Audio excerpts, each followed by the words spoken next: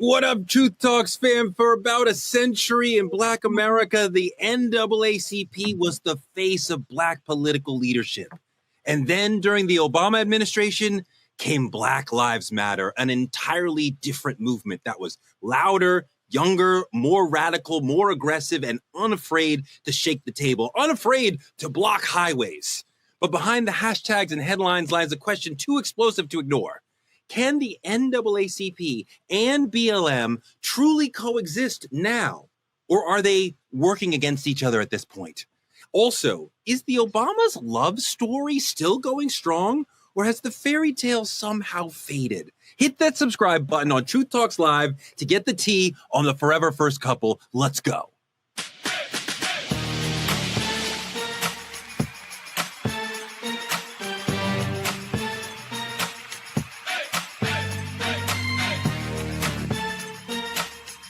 Are y'all ready to roll? Let's go.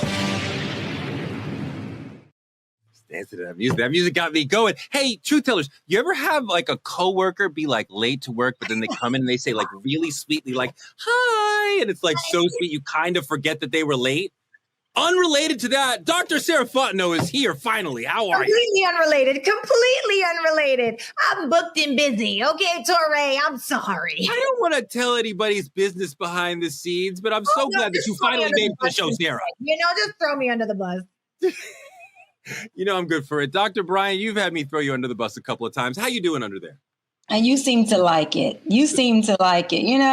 I'm waiting for you to actually be a good Black man and help me get from underneath the bus, because we are so tired of you pulling us underneath it. You're the reason why you can ride it. But I digress. You see how to do me, Gerald? I'm so glad that you're here. I'm glad to be here, and I'm going to help both of y'all stay from under the bus. Thank you. Finally. Oh, good Lord. King. All right, Justice we're going to find to a us, way. Gerald. Somehow, some way. Let's get into trending truths. Number one, in recent months, speculation has run rampant on the internets that the Obama's marriage might not be what we thought. After several public appearances where Michelle did not join Barack, including Trumpy's inauguration, finally, our forever president addressed the rumors about his relationship. Take a look. Barack Obama join us. Barack Obama, can you join us on Come our on set? out here, brother. Welcome to IMO. Look at you. How are you? Wait, you guys like each other? Oh yeah, really, huh? That's so The nice. rumor mill. It's my husband, y'all. She took me back. Now don't start. I can't. It was touch and go for a while. It's so nice to have you both in the same room I together. I know, because when we aren't, folks think we're divorced. Look, Dr. B, why are Black love stories like this constantly put under a microscope? This relationship is a beautiful one. They were making time to have dates while they were in the White House. I was so inspired. Do we want to see them break up or something? No, the Obamas, they are the Black love story. The Black love story. I mean, come on now. I don't think that they are divorcing. I don't think it's anyone's business. I think that they're going through what married couples go through. It's called different seasons.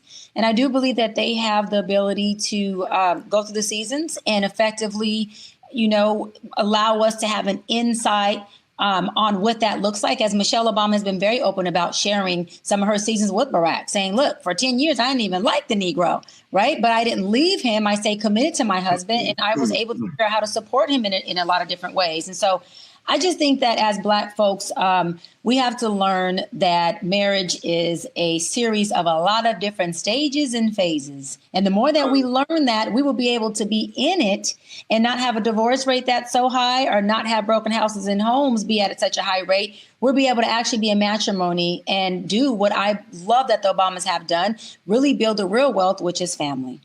I am let a lot of shit go on this show, but my former president's name is Barack. So let's at least give him that respect that he became the president to say his name properly.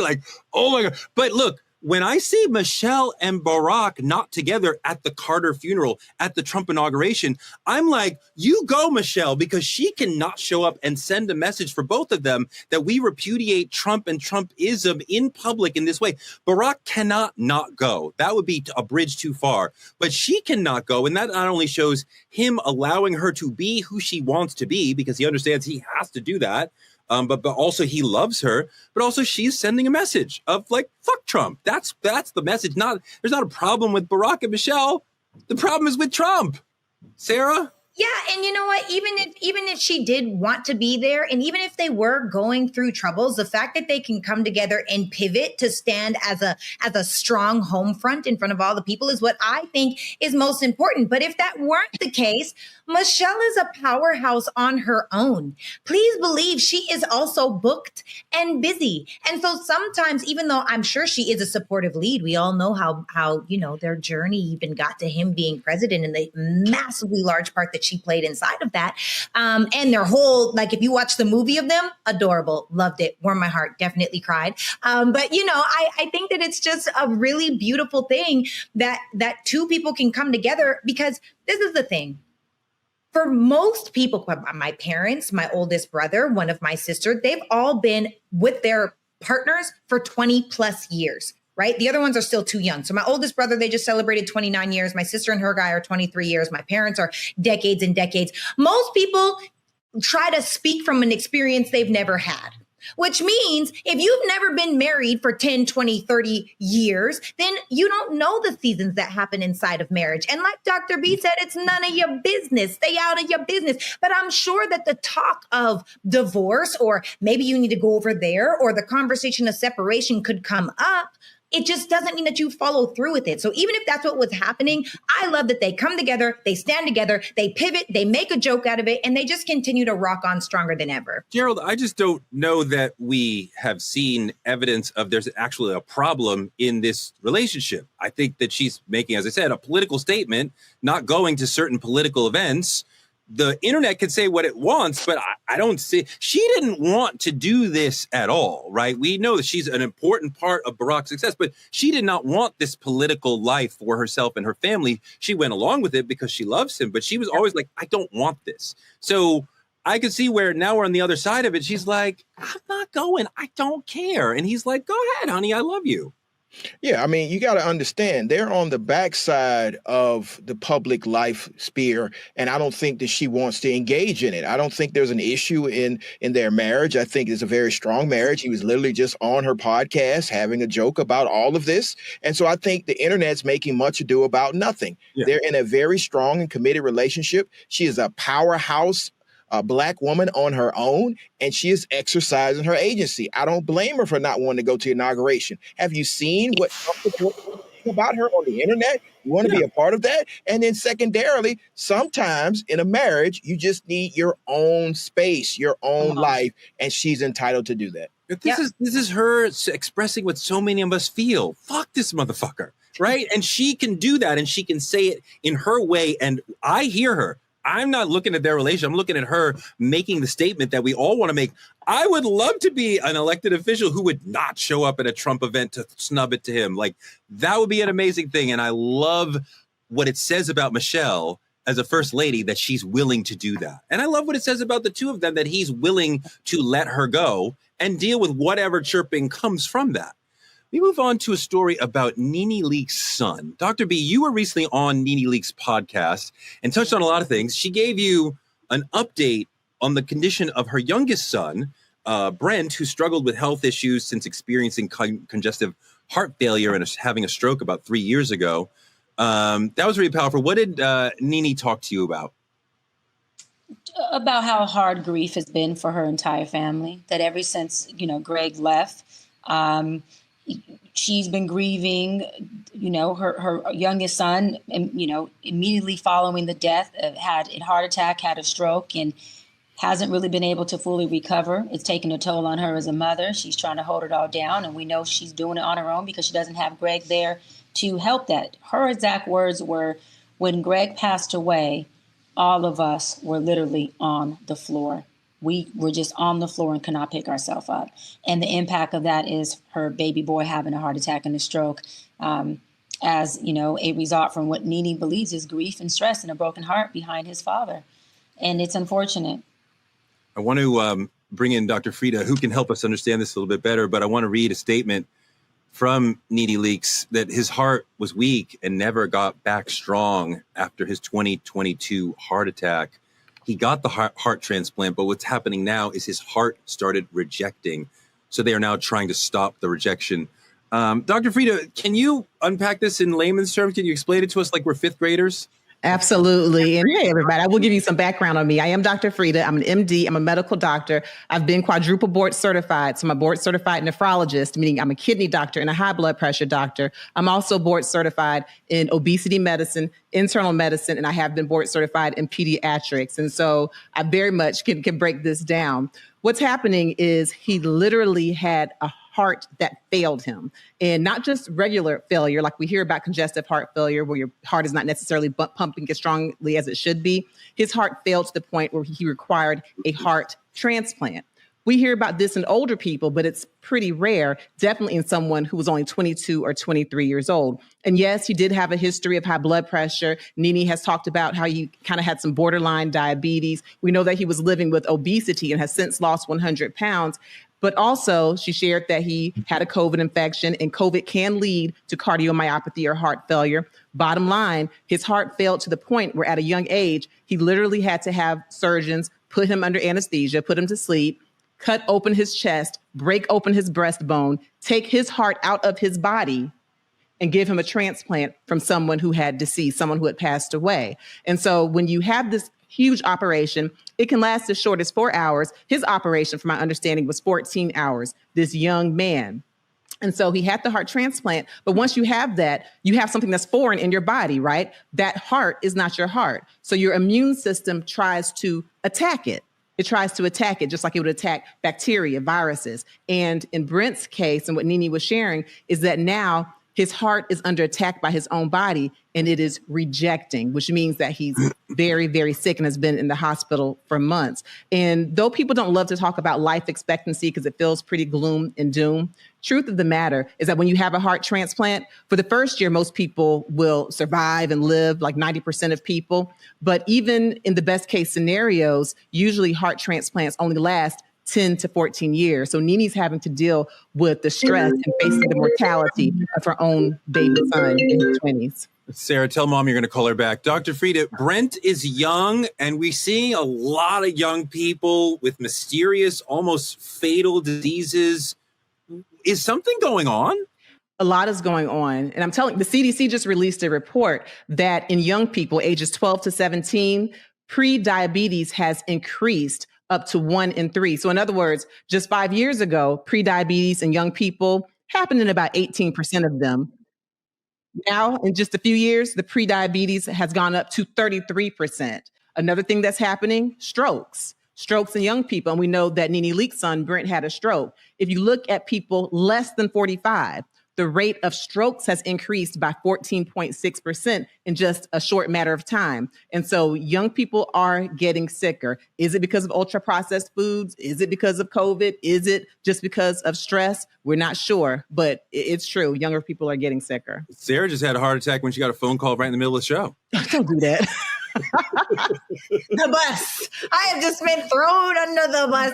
And also true. Number one, I had no idea that the life expectancy was only 10 to 14 years after a transplant. That is absolute new news to me. And that is a little gloom, especially if you're as young as he is. You know, if you're getting a heart transplant at 20, 25, 30, it's really it's not looking good. I didn't know that. So thank you, Dr. Frida, for teaching us that. And for those that also didn't know. And, you know, for me, though, there are so many times when I think about pre-diabetes, I personally say, you know, is that, what is it called when it's passed down? Help me out, guys. Can't find the word. My brain is still genetic. Yeah. Genetic. Is it genetic, or are your bad eating habits genetic? So for me, I think we have such high sugar, such high salts, and especially for those that are living under the poverty line, you know, why is it that a salad is $10 and a burger is $1.99? So they're making it easier to eat crap. And that stuff, I personally think that's kind of where cancer, diabetes, these high Wait, they got $1.99 burgers. I want one of those. $1.99 burger. I can do $1.99 burgers. Well, let me Go tell you ahead, Dr. Frida. I'm I'm wrong. gonna change your life after this, Torre. But and for anybody that listens that doesn't eat meat, fire hack. Back to you, Dr. Frida. Sarah, you're absolutely right. So yes, diabetes can run in families, but you know what else runs in families? Frying pans, salt shakers, all of the bad habits. And so for like diabetes type 2, which is the most common one, it's largely environmental, but what are you going to tell someone who is on a fixed income? What are you going to tell them? Not to go to Church's Chicken, not to get the fried foods, the things that they can stretch out and feed their whole family? Or are you telling them to go to Whole Foods and Sprouts where they might be able to get half a meal? So it all goes back to socioeconomic status and oppression that leads to early death, unfortunately, in our people. I think as a community, more and more. Can you get a second transplant, Dr. Frida? What's that? Can you get a second transplant after that? Yeah, I'm glad you brought that up.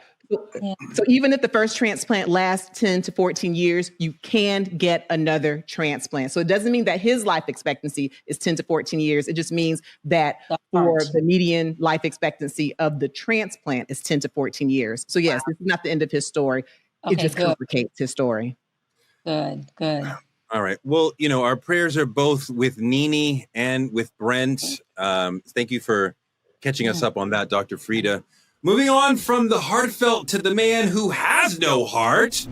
Hey, everybody. Judge Lauren Lake here. Listen, I need you to head on over to YouTube weeknights at 8 p.m. Eastern Time. Why?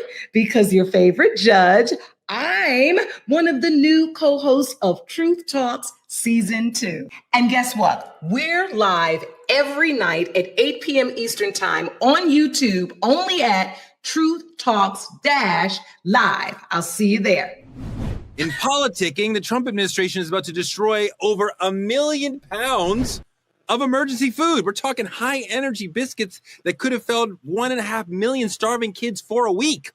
But instead of feeding folks, they're going to set it on fire just because Biden's name is on the receipt. Look at this. The article suggests that 500 tons of food purchased by the United States to the tune of about $800,000 months ago that are nutritional biscuits designed to stop children from starving have been in a warehouse in Dubai for months and months and months. Senator Rubio has testified about that both here and in the House, that he would make sure that food purchased to keep kids from starving would not be allowed to spoil. The article suggests that this food is on the verge of spoliation and that the U.S. has not distributed it, but is instead planning to incinerate it.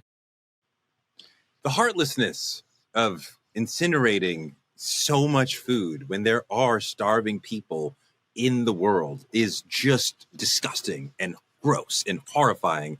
And this comes after DOGE ordered the dismantling of USAID. So the food has been sitting in ports for months. Yeah. This is hateful. People are literally starving. White people too. I know Dr. B cares about that. And yet we are destroying food that could make their lives a little bit better. This is part of what America has been part of for decades, making life better for other people in other countries so they think better of us. That is valuable for our safety and our foreign policy. What does it say, Gerald, about America that we'd rather destroy food than let underserved people eat it? It shows that we've turned from a country that has empathy to a country that is punishing the rest of the world for being brown. And I think it's just horrific that we would allow this food to spoil. It's already been paid for. You can distribute the food. Who cares whose name is on the food? And my question is, how is the food sitting in a warehouse for this long and not have spoiled already? So that's a secondary question. But I just think it shows the lack of empathy of this administration to allow the food to spoil instead of giving it to countries that need this important sustenance. Sarah, this is where you see people putting politics ahead of service. That did you get into politics to say, look at me? So you're going to reject sending food because somebody else's name is attached to it, rather than getting into politics to serve others. So let's make sure these people eat. Yeah, no, I definitely agree with that. And I know I'm the most conservative voice on here, but my question is sometimes at the ports, those big bins get backed up and sometimes they get confused and maybe I mean, how long were they at the ports? Why did they let them spoil? These are all great questions. And still, my other question is, did they get confused on the lineup? Or is this another opportunity to point out, oh, all this food went bad? Was this Biden trying to be like, look at all the good things we did, and he didn't follow through? I just have more questions before I'm ready for the outrage, to be completely honest. So you could see a ton of food sitting in a port, and you're like, well, I have questions? No, it's not questions about we just give them to poor children. No.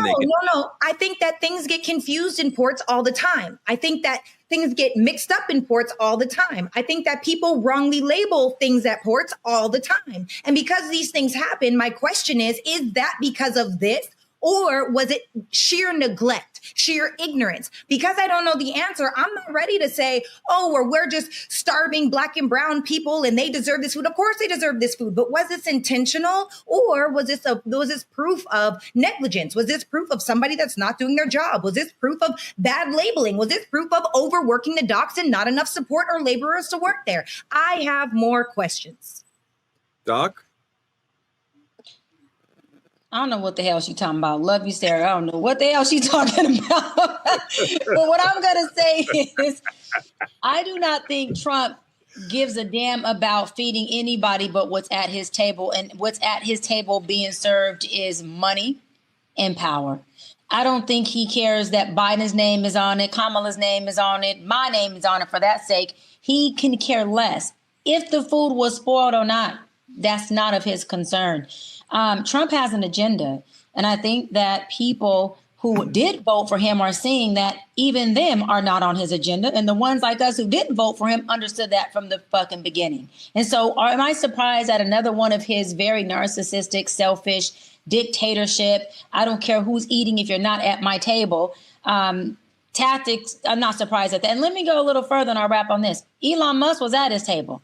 He all of a sudden stopped caring about what Elon Musk was eating and threw him underneath the bus, and their bromance end up in a divorce and a frenzy. So do we really think he cares about feeding anybody some biscuits who's starving? No.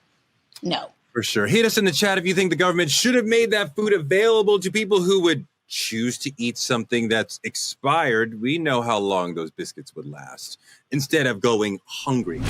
It's Frank Ski, and I'm joining the cast of Truth Talks and bringing all my truth weeknights, 8 p.m. on youtube.com/TruthTalksLive. Let's move on to our main topic, the NAACP and BLM. This episode is going to rip the mask and expose the uncomfortable truth about Black leadership, generational division, and the battle over who really speaks for us. For decades, the NAACP played the political game, shaking hands and signing bills. Then came BLM, marching in the streets, burning systems, capturing hashtags. They also played the political game, but they did it their way. Now people are saying, who really speaks for Black folks and who's just here to cash in? We're going to watch the fight for Black liberation turn into a branding war where one side wears suits and talks strategy in boardrooms, and the other takes to the streets with hashtags, bullhorns, and GoFundMe pages. But here's the truth. While white supremacy stays organized, Black leadership is currently divided. Let's take a look at two powerful Black organizations, the NAACP and BLM. The mission of the NAACP was to end forced segregation and racial violence and to ensure civil liberties for all. In 1915, lawyers for the NAACP won a Supreme Court case, which ruled that the grandfather clause used by some states to stop blacks from voting was unconstitutional. Another early success came in 1917, when the Supreme Court declared segregated housing was unconstitutional. They focused on litigation, changing the laws, and so therefore they lobbied through Congress and with the president to get the federal government to transform state laws to ensure the civil rights of blacks, but also education. They believed that you could change the hearts of white America if you could re-educate them. One way the NAACP re-educated people was through a monthly magazine called The Crisis. The magazine, edited by W.E.B. Du Bois, served as a newspaper, a literary review, and a voice for the rights of men irrespective of color or race. Dr. B, you're the president of the local chapter of the NAACP. as we saw in that, 116 years old. Sure does seem like the NAACP has gone a little soft and is not quite meeting the moment that we've had the last 15 years the way that BLM is. What do you think about the way the NAACP is doing things representing Black people versus the way that BLM is? I think that people have a big disconnect on their education on what we do as NAACP and what BLM does. NAACP, to the gentleman's point in the video, is we are more internal. We are changing things systemically. We are into legislation, lobbying, litigation, laws, and that is what we do. So a lot of the change that we have already been a part of and continuously are and advocating for is done in a way that folks are able to experience the benefits of it, but they're not always able to visually see it. Black Lives Matters, which is a great organization as well, they're more boots to the ground.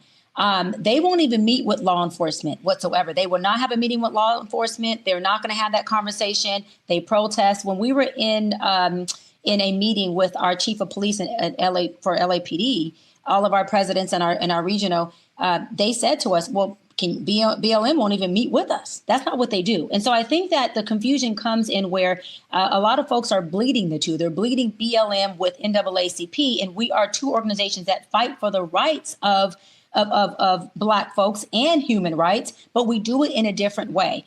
Is one better than the other? No, I think they're both needed. I think we need the protests and we need the boots to the floor. We need the noise. We need that. We need the resistance. So we're not meeting with you until we get things that are different. But we also have to have people who are creating laws, changing laws, because we do live in the law of the land. And if we don't have laws that work for us, then we don't have anything that we can use in a court of law that brings us justice, because it is the law that we have to follow. It's not just protesting in a voice that people are going to adhere to. Gerald, you run an NAACP chapter as well. If I said to you, okay, BLM's prime focus over the last 10, 15 years has been reforming policing, and the big thing that they've gotten out of that is body cams. We can argue whether or not how successful that is, and that's made some differences. In some ways it has not. But that is something tangible that they can point to. They also would say we have changed the mind of the world in terms of saying police violence is a systemic thing. They are not independent incidents, but they are one thing. So now they have media and politicians understand this is what that's BLM's big thing that they've accomplished over 15 years. And before you answer that, Gerald, let's go to a video clip real quick of BLM so that at least the viewers and folks in the chat can get just some context on both. Why is Black Lives Matter important for the U.S. right now and in the world?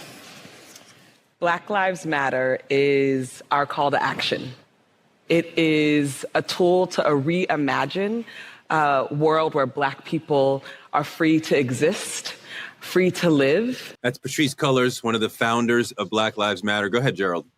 So first and foremost, I respect BLM. I was there at the founding in Atlanta for the BLM chapter in Atlanta in 2015. And so they've had a 9-year run here where they've done some great things. I would push back on the fact that they were the ones that achieved body cams. That was a Walter Scott case, which is the South Carolina State Conference of the NAACP. So in the last 10 years, you've seen the NAACP change the course of American history in the state of Georgia by sending two senators to the House and to the Senate and flip the course of power and also elect Joe Biden. So that's just one of the things we've done. We've won so many Supreme Court cases, including the most recent one in Georgia, where we stopped the illegal transfer of voting rules with the state election board. So we have been doing a lot of things that we can point to definitively. You can also point to the Ahmaud Arbery case, which precipitated from the Brunswick NAACP.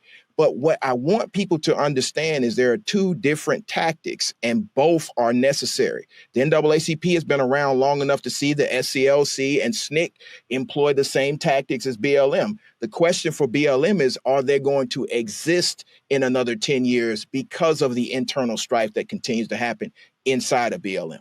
Some of the internal strife that you're referring to is actually counterintelligence, that their enemies making them look bad and saying things that are meant to embarrass and discredit the movement. That's how any movement would work. So even when we're talking about Patrisse Cullors, we just saw, bought a $6 million house, and this is widely portrayed as mismanagement.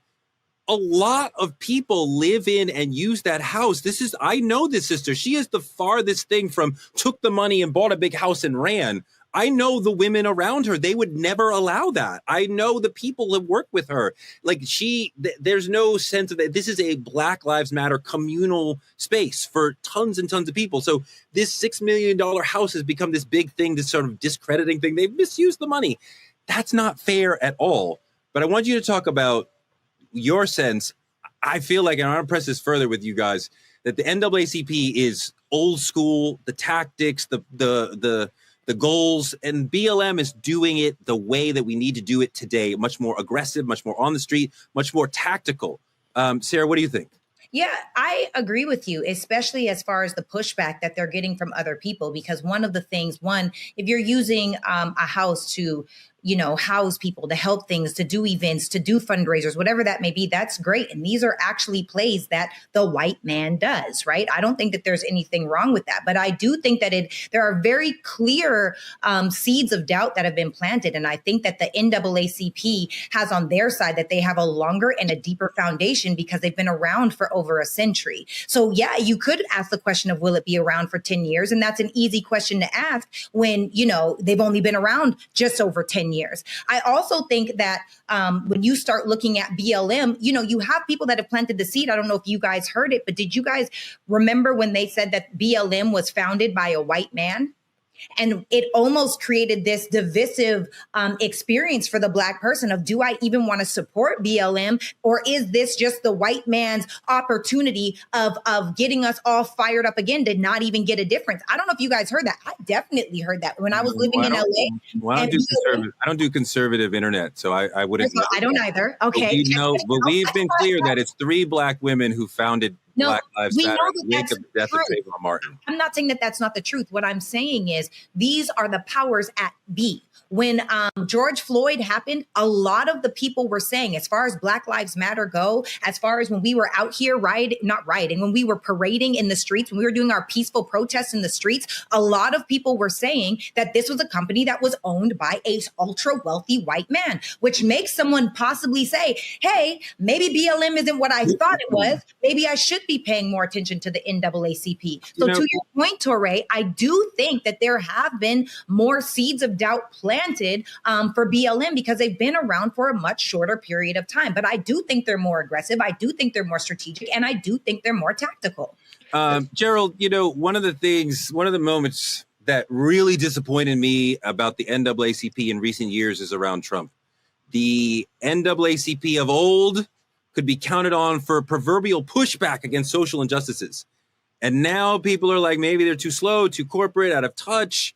When we talk about what did they do to prevent Trump from winning a second term, and I'm not saying one organization could have done that, but when the NAACP is platforming Trump, inviting him to their convention to do an interview while he's in the midst of the campaign, I'm like, what are you doing? Why are you giving him this space? And that helped him rise up as far as, see, I'm not racist. I'm hanging out with that was a great moment for him. And I'm like, why would the NAACP even give him that sort of moment? Well, first off, we didn't platform him. We invited him, as we've invited all presidents, to speak to our membership, and he declined. So I'm not sure when you were referring to him coming. And most recently, the 2025 convention, we disinvited him. That was major news. It was all over the internet. Disinvited him because of the attacks on civil rights. So I would push back on a little bit on that, whether or not we platformed him, because we didn't. We invited him in 2016. He decided not to come. We invited him in 2015. He decided not to come. And now we disinvite him in 2025. But I would also point out that, BLM has its strengths. But the NAACP has been consistently doing this for 116 years. We started protests. We are the group that protests with the silent march when we were marching for rights in 1916 to now. And even in the Black Lives Matter movement, its height, 2020 and George Floyd, there were units all over the country participating in protests. with specifically what happened to give rise to the George Floyd moment. It happened in Scintilla Shores in Brunswick, which be Ahmaud Arbery, which is an NAACP case. So what I'm trying to get across to individuals is there's not an either or, there's actually both. My main concern about BLM is the fiscal mismanagement of the $90 million that was given during the height of the George Floyd protests that has not been accounted for. These are the type of controls that in an organization that's going to be a national organization, you have to have those controls. Otherwise, you invite in the ability of the government to discredit with COINTELPRO type tactics, like saying George Soros funds BLM. But we face the same argument with the NAACP saying that certain majority community runs the NAACP. That's not true. And so you have to be strong and strategic in your organizational structure to make sure you can push back on that and show transparency. I mean, you're participating in that by repeating the notion that they are financially mismanaged when we don't really know. We only know what Fox News and what the enemies of BLM are telling us. From what I know, there isn't financial mismanagement. And we know their IRS $6 billion house. Their IRS filings. We do know that. What? We do know their IRS filings. The purchase of a $6 million house in and of itself is not an example of mismanagement. We don't know how that house is being used. We're allowing the oppressor to tell us how to think about BLM. Or you could just be transparent, as the NAACP is, in reporting where the finances go. Yeah. This is all a part of institutional structures that you report out. This is what happens when you build infrastructure to report out. In the NAACP, you have annual financial reports that go into national, and we put it all out for everyone to see. So these are the type of things that cause us to be able to survive for over a century. BLM is different than the NAACP purposefully. It is meant to be a leaderless movement that does not have a singular national structure. It's meant to be that way so that there wouldn't be some singular charismatic leader who could be assassinated or COINTELPRO'd out of the way, and that each city would be able to function in a way that was best for what they needed in that city. Because some cities, the BLM's way is far too aggressive, and other cities, it's not enough. They can go even further. So there's not. It's sort of apples and oranges to suggest they don't have a president, right? We think about Patrisse Cullors and Opal and forgetting other sisters. So Cicely Gay is not in charge of BLM right now. I get this argument that we are leaderless so that you can't attack the leader, but that doesn't mean you shouldn't be structureless. They do have insular units all over the country that don't have a hierarchy that they can report up to. Yeah, they don't want that. That's not being strategic. That's being foolhardy. And they need to learn from other organizations who've been doing this a long time, not just the NAACP. There are other organizations. SCLC's been doing it for almost 60 years. There are others that have been doing this for a long time. So I'm just saying that they could learn a lesson from other organizations. Yes, if you have a single charismatic leader, there may be a problem. That's why I'm not saying have a single charismatic leader. I'm saying have leadership that's built in with organizational structures that'll take you to the next level. I just think if I'm at BLM, and I'm looking at the NAACP, I'm not like, let me learn from them. I'm like, we are trying to make change. We are fighting. What change have they made? What change can you point to? Again, you talked about Walter Scott case. I can point you to the lawyer and the state conference that assisted in that case. So again, we can point to the high points of the NAACP and the current victories that have occurred. We literally just had a convention in Charlotte that brought over 7,000 people to discuss how we're going to push back. Our strategy for mobilizing voters, our strategy for pushing back on the attacks for civil rights. We're not talking about a house with $6 million. We can't explain what goes on in a house. We have properties all over the country where we can report out what happens at those properties, and they're all owned by national and not a singular branch.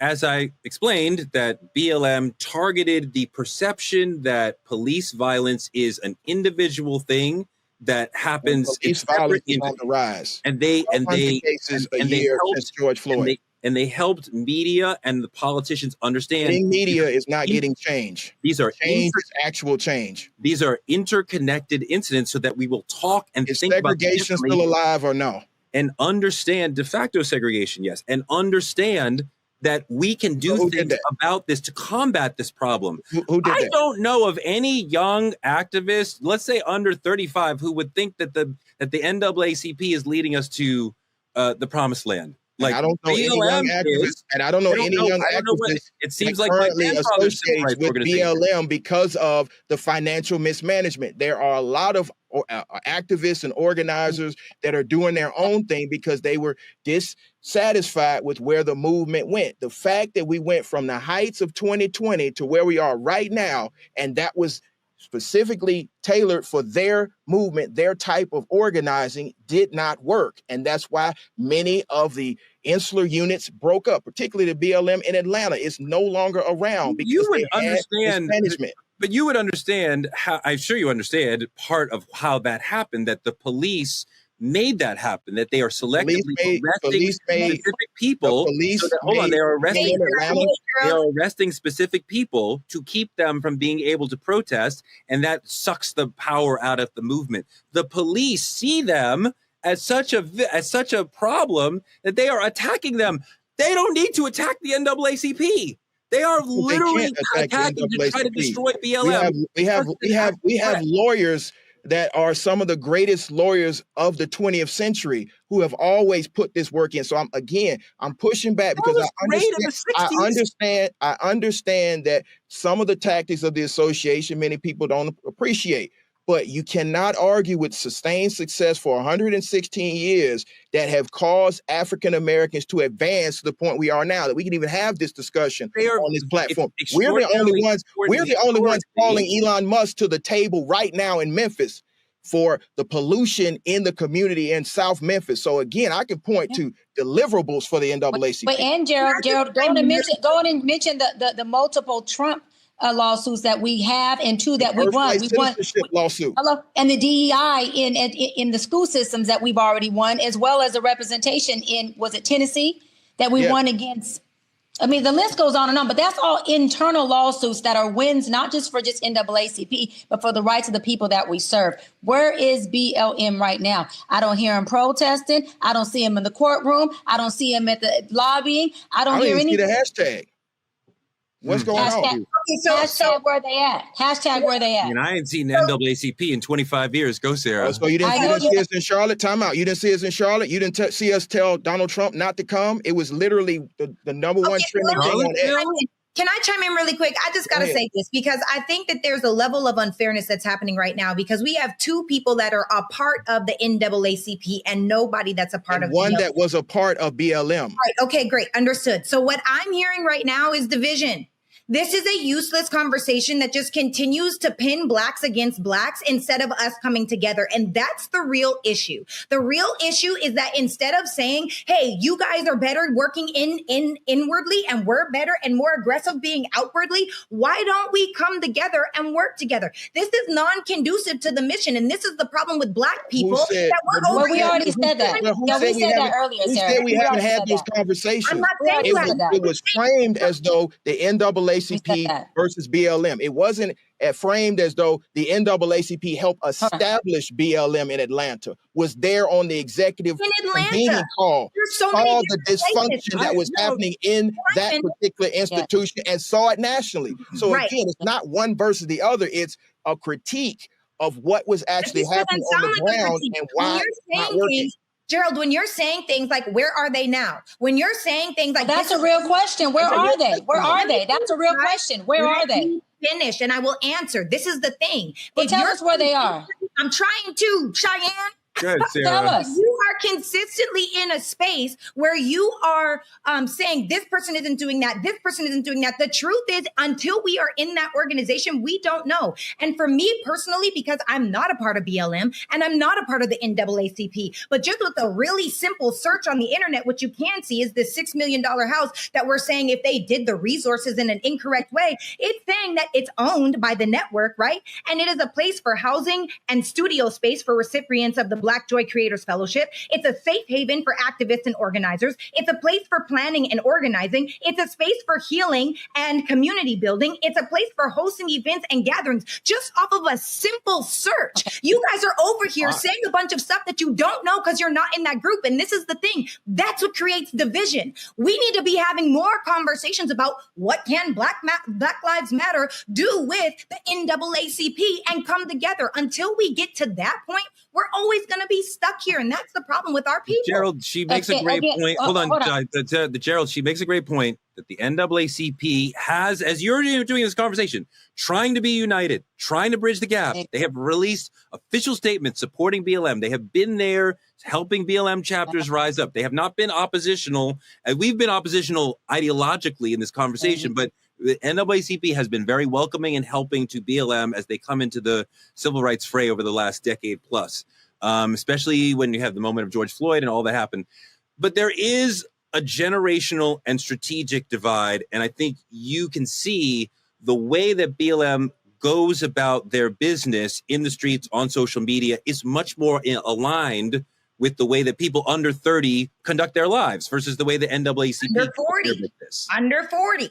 Yeah, so you got a lot of people who are Touré, hold on, first of all, it's not Gerald, it's Dr. Bryant, and I'm speaking. So we're not going to do that in that order. Now, what I was saying was we have a lot of people who have a lot of strong opinion about what these two organizations are doing, such as you or Sarah, who, one, are not members of neither one of the organizations, who, two, are not a part of any of this change, because you don't have to be a part of the organization to be a part of the change, who, three, are not in any leadership positions. You don't need a title to be a leader, who is contributing to the advocacy that Gerald is doing, I'm doing, or even the members within both organizations are doing. So for me, that is a little flabbergasted, because it's like, well, you know, you Google something, Sarah, that obviously anybody can put up on Google. We know that is not a good research. That is not a peer-reviewed research. And you're telling us information that somebody in BML wrote to cover their ass up on something. But you're not a part of any of this advocacy, this change, or even a member of any of these organizations that we have been trying to partner up with for the entirety that BLM has been an organization. NAACP supports every organization, not just that supports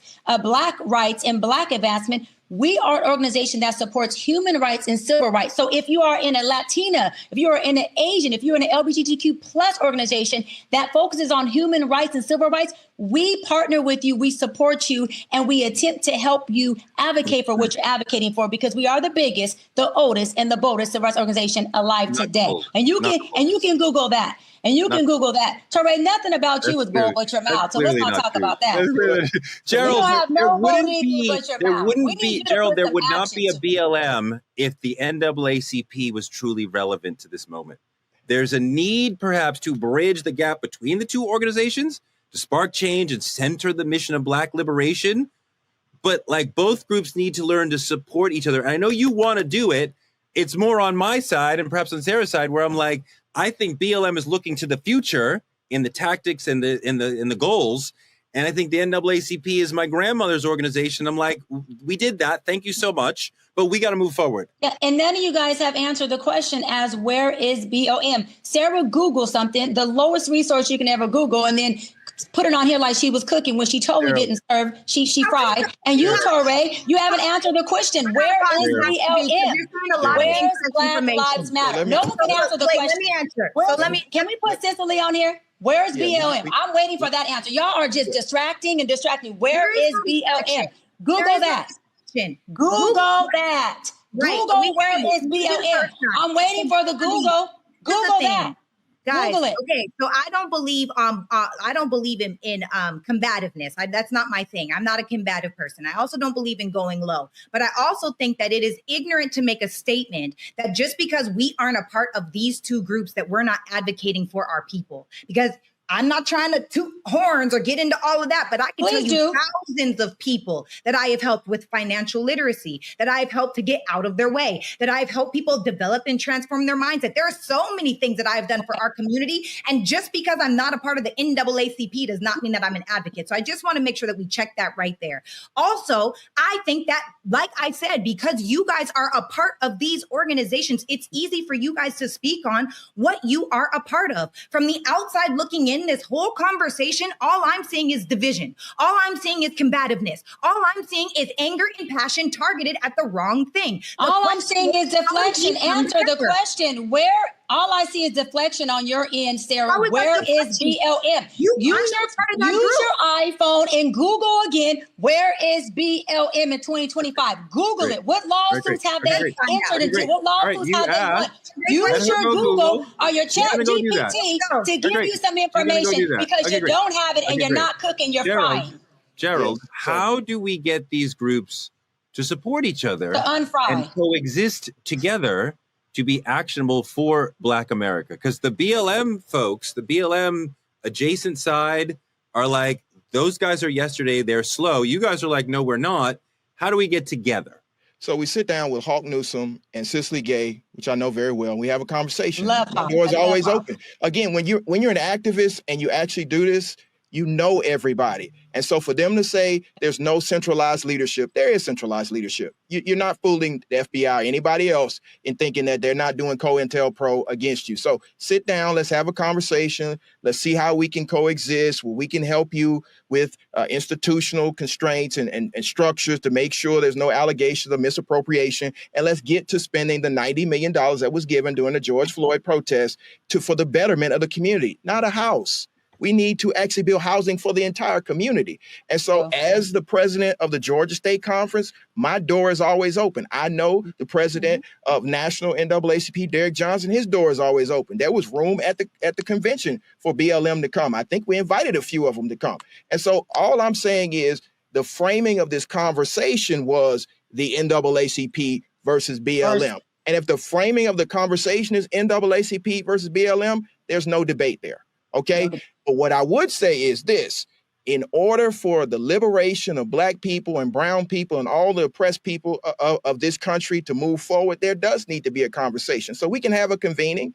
The door is always open for a convening. But what we need to do is make sure that we frame this in facts, not just Google, but actual facts. Because if you Google what the NAACP has done recently, there will be 16 pages of what the association has done. If you Google the Georgia State Conference by itself, there will be 8 pages. So I think that we got to reframe this. And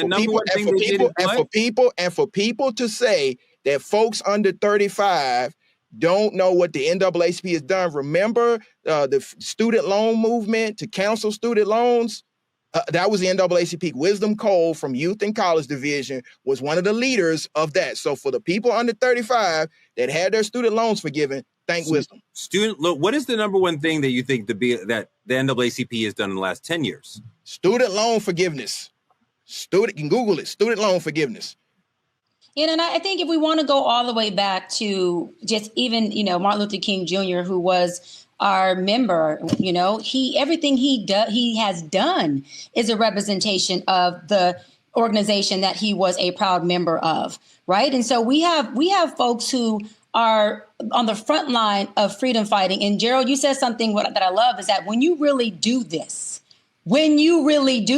you know these people. Hawk Newsome, one of my great, love Hawk. He was actually one of my clients for multiple years. Hawk and I have partnered up. He is the president of New York BLM, and that man stays boots to the ground. Hawk ain't no joke. I wanted him to be on one of our episodes. Him and I partnered up on things for NAACP. Our BLM here in Los Angeles has been in meetings with our NAACP that I have organized, as well as another one of our NAACP presidents organized, because he's a member of BLM, but he's a president of NAACP. And we had meetings on how do we synergize this? How do we do this together? So again, the folks who are on the outside, who are just the outside chatter, they have a lot to say, but they don't know systemically we are working with every single organization that can advance human rights. Yeah, I don't know. I just don't feel it. I mean, Sarah, I don't know. I don't. You're not a member, so of course you don't feel it. You're not at our meetings. You're not a part of it. You have to be a member. Obviously, I wouldn't have to be a member. You should be a part of the conversation. When BLM is breaking down highways, neither one of you are outside. Okay, you don't go outside. You don't protest. You don't do this work. Who's saying that? You don't know me, sir. You don't know me, sir. You don't know me, sir. I'm just being real. I know the activists. I've been doing this a while. And so for it to be a NAACP versus BLM. It's not NAACP versus BLM. It's NAACP and BLM against white supremacy. What's up, Truth fam? It's your girl, Cheyenne. And yes, season 2 of True Talks is here, and we are turning up even higher. Yo, it's your man, Toure, the newest co-host on the set, and I'm bringing heart, heat, and hard truth every night. And we are keeping it all the way fire. Ain't no filters, ain't no fluff, just straight facts. Y'all know how we do. So stop scrolling and pull up to our YouTube at TruthTalks-Live. Like, subscribe, and smash that bell. And after you do that, join us because we go live weeknights at 8 p.m. Eastern on all the coasts. Wherever you are, from culture to controversy, we say what everyone else is scared to say. We talk truth. Season 2 of Truth Talks. Let's go. Because this time, we ain't asking. We're taking the mic. We offered for you guys to come and not only, you don't have to be a member, but to be a part of the conversation, because you don't have to be a member to be at our meetings. You don't have to be a member to even just be a part of the conversation. We're saying, come get the experience and hear what we're talking about. See if there's something that you can be a part of. If not, we still support you because our organization is meant to advocate for folks like you. So we still have your back. But if you want to be able to have some knowledge that you really understand, come to a meeting, come to a conference. You can email me about what is going on locally in your area that I can tell you to be a part of. One thing about NAACP, we are really a family. If I know someone calls me from Atlanta and they need something, I'm sending them directly to Gerald. If I know someone in North Carolina, I'm sending them directly to that president. We are a family over here, and we will put you where you belong. And we want people to be involved. We want membership to help our organization so that we have more boots on the floors. We have more people who can advocate. We got people who can go lobby for us. We got a whole system that we have in NAACP where, again, we cannot do any backdooring because we got to report all of the things that come through our front door. We are held accountable in this organization. Gerald, I kind of would like to come to a meeting, but I don't have any hard shoes. What do you need hard shoes for? I don't have like a suit. Like you know what I mean? I'm like, I don't have. This is the European way of thinking. We were outside. On Thursday when we were outside for John Lewis, who was a member of the Atlanta branch of the NAACP. To good trouble lives on. Did I have on hard shoes, or was I outside with an A hat cocked to the side and my Jordans on? Again. If you really do this work, you understand it's not 1960, it's 2025. The association is outside, the work is outside, and we're going to continue to do the work outside. Look, now, can I just jump in one for really quick? I just got to say this, because the same way that ministry can be done outside of the church, advocacy can be done outside of organizations. Okay. Sure. It's feeling real judgmental over here. And I heard what you said, and I appreciate. Let me finish. Just one real quick. This is what I'm saying. I don't want the people that are listening to this call to be thrown off like, oh, I'm not a part of NAACP. I'm not a part of BLM. All of a sudden, I'm not nothing. I don't do advocacy, because that's not the truth. However, I just want you guys to know that's what it sounds like to me. And y'all can let us know in the chat if that's what it sounds like, but that's definitely what it sounds like to me.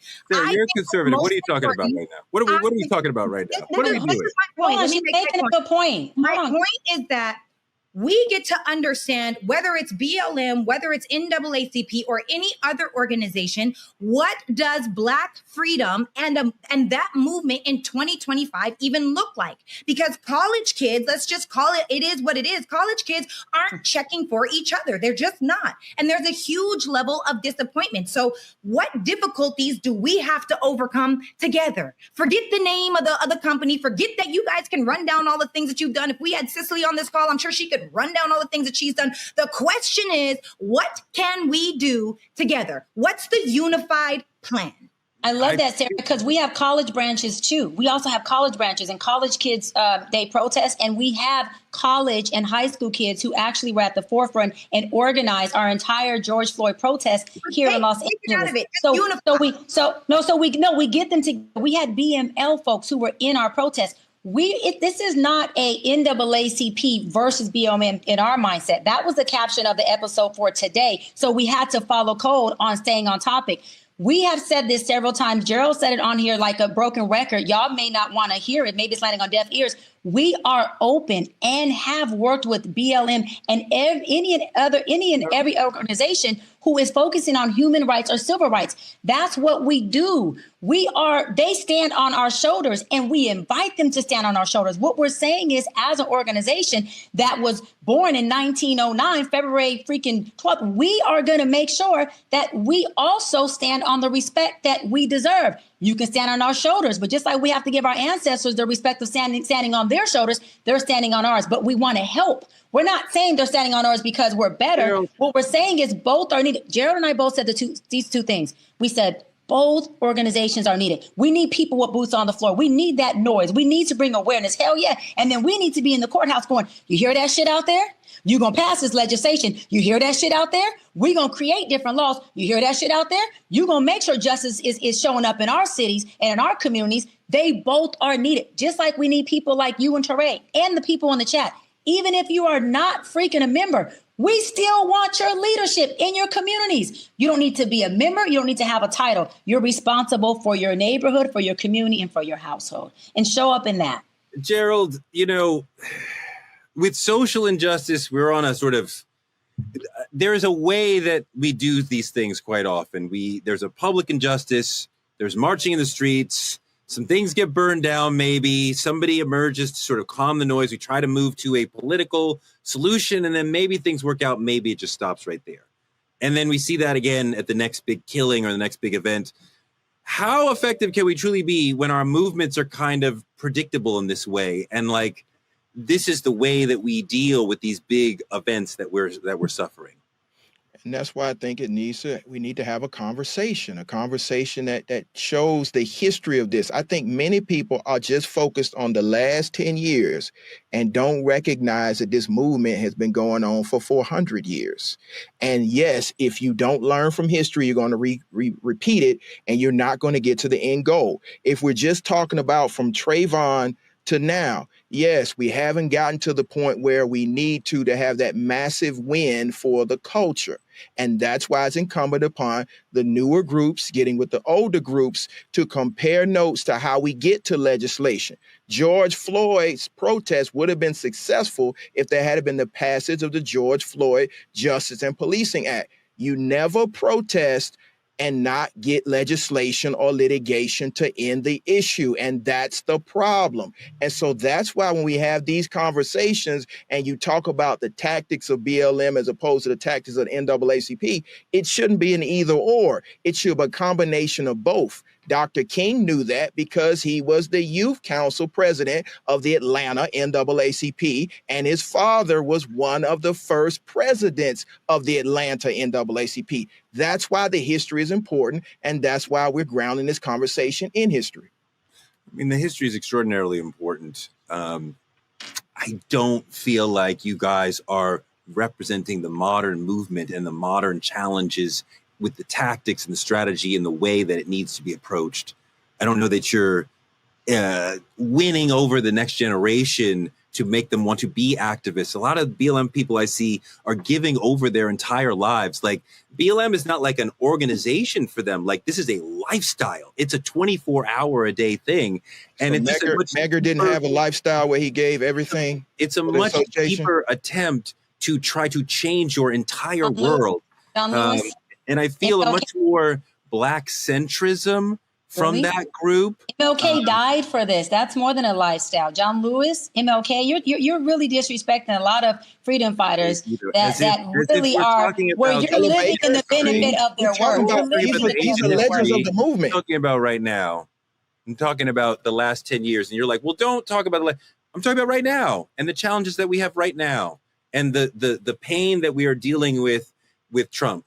And like, do I see the NAACP able to be as powerful as I know they were when I read the history books? No, I don't see that. I see BLM trying to do that, using the modern tactics, being in people's faces, shutting down highways, being in the social media in an incredibly pertinent and amazingly informative way. I think NAACP has a lot to learn from what BLM is accomplishing today. And you see all that because you've been on the sideline. That's it. You need boots to the ground. You've been on the sideline. It's easy for a sideline person to tell you what plays to run or what plays haven't been ran when you're not in the field. And that's the biggest problem of this hypocrisy with folks like you who have a whole lot to say, or even Sarah, when you're on the sideline. Put your cheerleading skirt on, Sarah. You can put your low team playing jersey on, but you're on the sideline. You're not on the field with us. You're not helping us coordinate plays, so you won't be a part of running them, and you won't know our locker room talk if you're not at the meeting. So we got to be at the meeting to see what Jack and Jill is doing. Well, you don't have to hear it, but you're benefiting from all of the work that all of us are doing all the way up until today. Y'all are for the work y'all did in the past before you were alive. You are a recipient of the work that we do every day, that Gerald does when he's at conventions, that I do when I'm in meetings, the police reform that we're talking about, the legislation, the lobbying that we do. You are directly, and Sarah directly, benefiting from those things. If you don't see them, that's on you. But if you want more information, yes, I'm inviting y'all to be a part of the meeting and the locker room talk. That is how you understand really what's going on. All right, that's where we're going to leave it tonight. When it comes to Black liberation, we got heart, we got history, but let's be honest, we're moving perhaps in cycles and not being as strategic as we could be. The frustration, the fatigue, the truth behind the fractured state of modern Black movements is only the tip of the iceberg. Because if the NAACP and BLM can't align on the basics of truth, unity, and action beyond the camera lens, then we're not building a movement. We're just giving the system a script it already knows by heart. So the real flex is not another march. It's consistency. It's strategy. It's electing new young faces to boost up the old guard, and it's refusing to be political. That's Truth Talks, where the noise ends and the real works begin. That's our show for tonight. Like, comment, and subscribe on our YouTube channel at TruthTalks-Live. Watch us simulcasting right here in the Black Star Network right after Roland Martin Unfiltered. Support Black media at CashApp, Truth Talks Live, or using any of the links on your screen, any of them at all. You can also support us by advertising with Truth Talks, reach our over 10 million person viewing audience through all our social platforms. Small businesses and influencers can partner with us by visiting TruthTalksLive.com. Become a VIP member of the Truth Lounge and click on any co-host room. Black media is under attack, and this show is being shadow banned. So keep supporting us by telling a friend to tell a friend to watch Truth Talks, 8 p.m. EST, 8 p.m. PST every night. We'll be back every night at 8 p.m. See you tomorrow. Hold on, Gerald, please tell them what you said in the chat. See y'all outside. And what I said in the chat is, if you know history, black movement has always been fractured. We need to see y'all outside.